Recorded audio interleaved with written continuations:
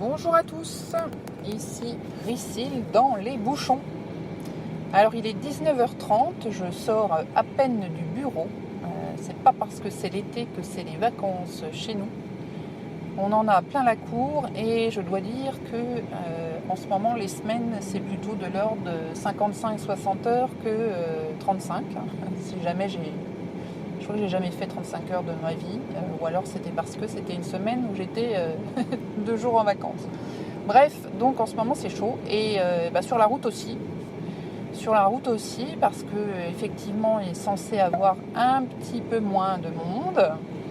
Sauf qu'il y a tellement de travaux partout dans les petites rues. Il y en a mais vraiment mais partout.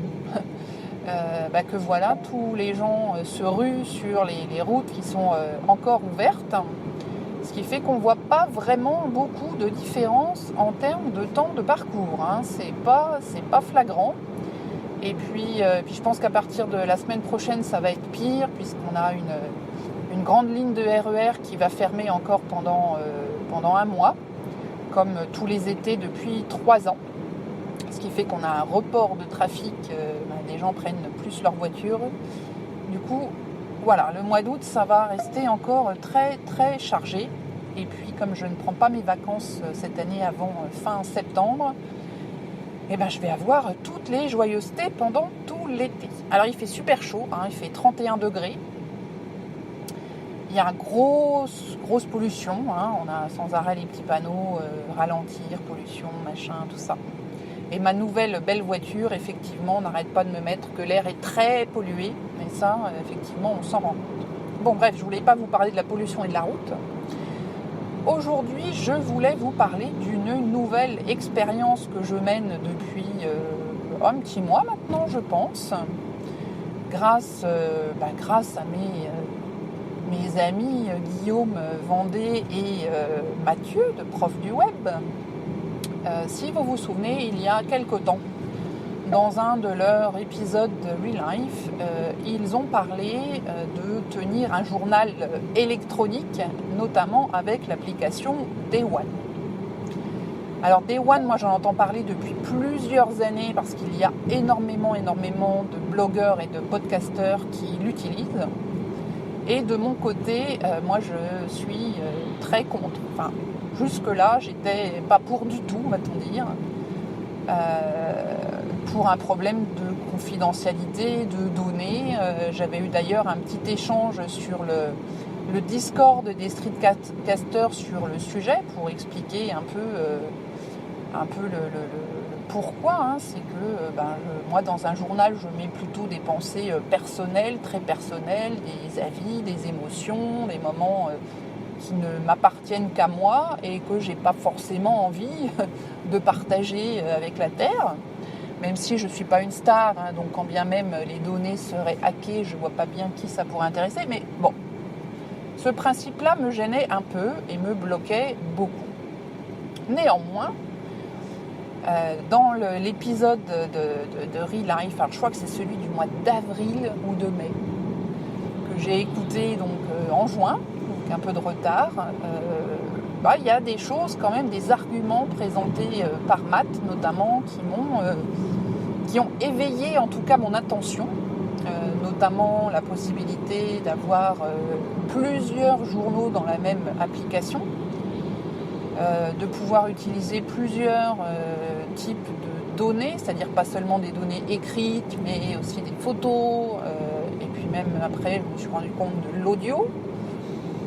Et le multi-support, ça peut être bien, même si c'est pas forcément ça qui me fait changer d'avis.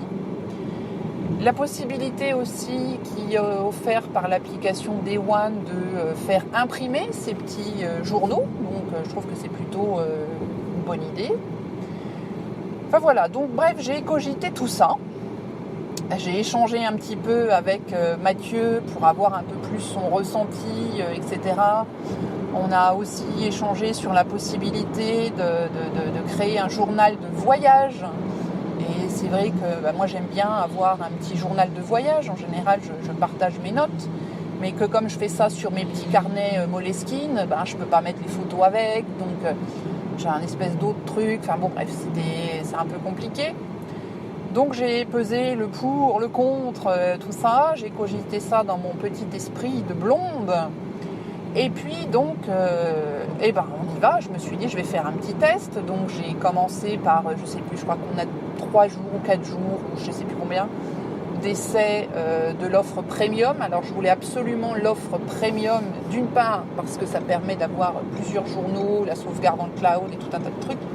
Et surtout, problème à la sécurité, on peut avoir un ou plusieurs carnets encryptés, ce qui permet donc du coup de garder ces données quand même relativement protégées, même si c'est toujours je suis un peu dubitative moi sur la protection, enfin bon bref, c'est un autre sujet. Donc j'ai fait mon petit essai, et puis j'ai trouvé ça pas mal du tout. Donc moi je l'utilise du coup depuis je crois que c'est le début du mois, j'ai dû commencer vers le 4 ou le 5 juillet ou quelque chose comme ça. Donc oui, 2-3 semaines. Et donc j'ai pris l'offre payante, comme je vous dis. Donc ça coûte, je crois que c'est 29 € par an. Donc j'ai fait mes comptes. Moi aujourd'hui, j'utilise à peu près 2 carnets Moleskine pour la partie journal personnel. Donc ça fait grosso modo 30 €, peut-être même un peu plus. J'ai un carnet Moleskine pour la partie journal professionnel, alors que je ne tiens pas au quotidien, mais j'essaye de faire un bilan assez régulier des choses, des questionnements que je peux avoir en termes professionnels, management ou des choses comme ça. Et puis j'ai aussi des petits carnets de voyage, pour le coup de voyage, papier aussi. Donc je me suis dit au bout du bout, même si j'ai pas forcément pour la partie professionnelle et voyage l'utilisation ou l'investissement d'un carnet tous les ans, en tout cas le total de tous ces sujets, ça fait largement plus que 30 € par an. Donc on y va. Donc la façon dont je l'utilise, j'ai créé un journal perso, voilà, celui-là donc il est encrypté. Un journal professionnel qui n'est pas encrypté parce que franchement là-dedans il n'y a pas, c'est pas des choses hyper personnelles. Enfin bref, c'est pas nécessairement pas nécessaire que ce soit hyper sécurisé, il n'y a pas de secret. Et puis ce que j'ai beaucoup apprécié, c'est de pouvoir mettre des photos. Alors je ne prends pas des photos tous les jours, il n'y a pas lieu d'avoir des photos tous les jours, mais voilà, si un dimanche je vais faire un brunch avec mes fils ou avec des amis, voilà, je vais mettre une petite photo ou je sais pas, un joli coucher de soleil ou un événement marquant de la journée pour lequel j'aurai une photo, je trouve ça vraiment bien. Je trouve ça vraiment bien. On peut mettre aussi une partie audio. Donc j'ai fait juste une fois la partie audio. En fait, j'avais pas le temps de le faire à l'écrit, donc je me suis dit tiens, je vais faire une petite note et puis après du coup je l'ai retranscrit. Donc j'ai trouvé ça plutôt bien, mais je pense qu'on peut faire aussi tout un journal audio, même si du coup la partie impression ça marche beaucoup moins bien. Et un petit truc que j'arrive pas à faire moi, c'est que le journal, ça fait partie de ma routine ou du matin ou du soir, donc je ferai plutôt ça dans mon lit. Pianoter sur mon iPad dans mon lit, c'est pas top. Et puis j'aime quand même bien écrire moi mon journal. C'est ça aussi qui me manquait, c'est le fait de pouvoir vraiment écrire à la main. Alors ce que j'ai fait, j'ai ressorti mon petit stylet bambou là, parce que j'ai pas un iPad Pro moi, j'ai un iPad tout simple. Donc j'ai ressorti mon petit stylet bambou avec, du coup je passe en écriture manuelle. Ça va bien. Franchement, j'écris pas un roman de 30 pages tous les soirs, donc je sais pas, je dois écrire peut-être 200 mots, 300 mots, peut-être un peu plus certains soirs. Donc c'est largement suffisant. L'interface pour traduire, de temps en temps, ça bug un petit peu. Alors peut-être que je peux prendre une application qui soit un petit peu plus efficace, mais enfin jusqu'à présent, je pique pas des crises de nerfs le soir parce qu'il y a des mots qui marchent pas. Donc du coup, je garde la partie écriture manuelle que j'apprécie.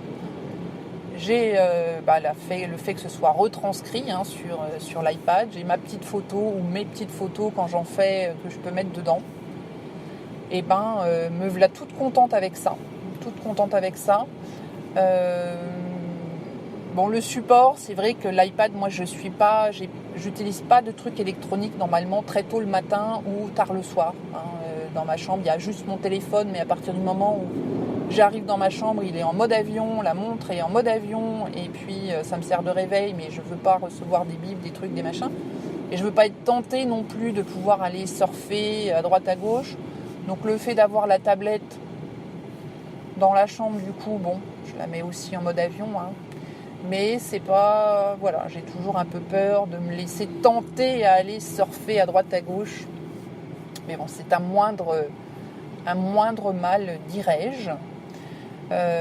Bon, après, reste le souci, effectivement, quand on se déplace ou quand on voyage, que ce soit toujours bien chargé. Parce que par contre, faire le journal sur le téléphone, je trouve pas ça top, moi, personnellement.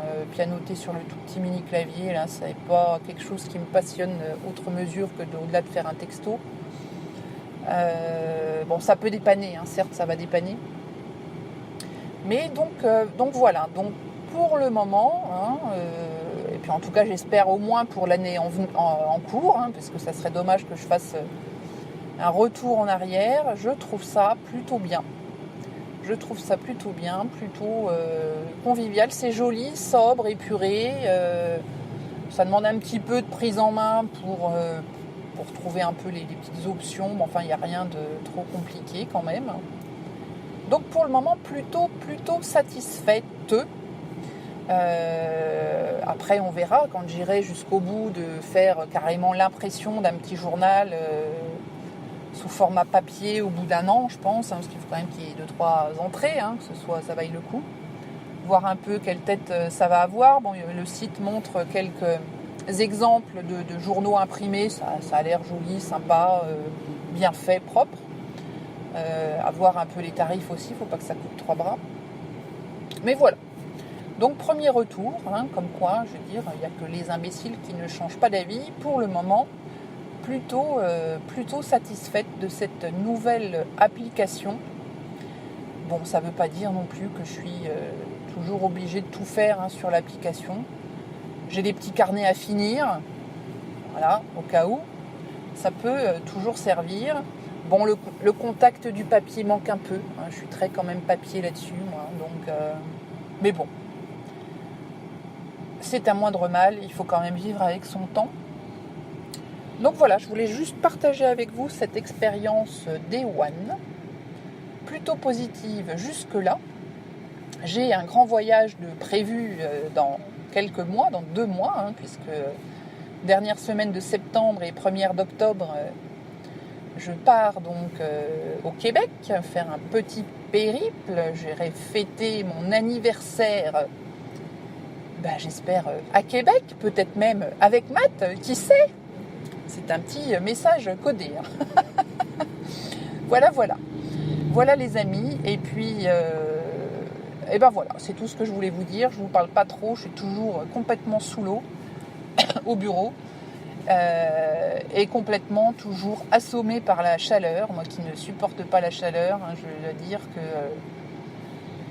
j'apprécie quand même d'être dans des bureaux climatisés. Je ne sais pas du tout comment je ferais si je n'étais pas dans des locaux climatisés, parce que je vois que quand je rentre à la maison, je suis juste une loque qui s'affale sur le divan et qui se met une série de Netflix et qui ne bouge plus jusqu'à l'heure du coucher. Voilà, c'est pas beau. C'est pas beau à voir, mais... Et je vais être très méchante avec vous, entre guillemets, mais moi j'ai hâte, j'ai hâte que l'hiver arrive, Enfin, au moins l'automne, qu'il fasse moins chaud. Parce que là vraiment, je n'en peux plus. Bon, c'était tout les amis, tenez bon dans tous vos engagements. Nico, n'oublie pas tes bananes. Odile, nage bien en eau libre. Et puis Pascal, merci toujours pour tes petits messages, tes petits streetcasts que j'adore, que j'écoute toujours le matin. Alors j'écoute pas que ces 3-là, je vous rassure. J'en écoute beaucoup quand même le matin, je rattrape mon retard. Donc je vous fais des bisous à tous, je vous souhaite de bonnes vacances si vous y êtes. Ou pour ceux qui vont l'être, de bonnes vacances. Pour ceux qui sont déjà rentrés, d'une croisière dans les pays scandinaves par exemple, bon retour. Et puis je vous dis à très vite. Ciao, bye.